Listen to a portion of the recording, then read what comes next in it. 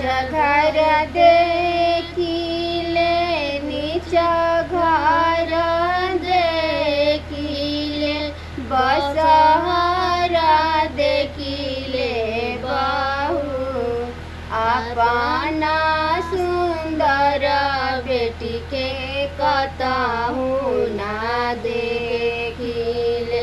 मोरा कुइया लहरे लाया मोरा कुइया लहरे लाया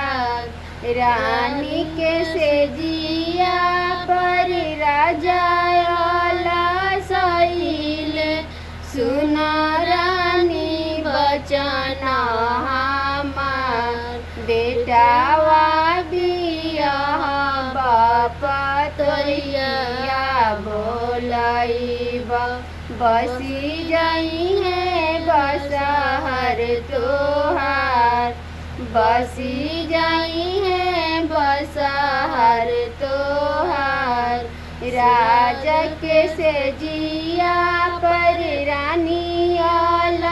सारेली सुनी राजा बचन हमार बेटावा के साध परयाना घुरई है मोरा कुई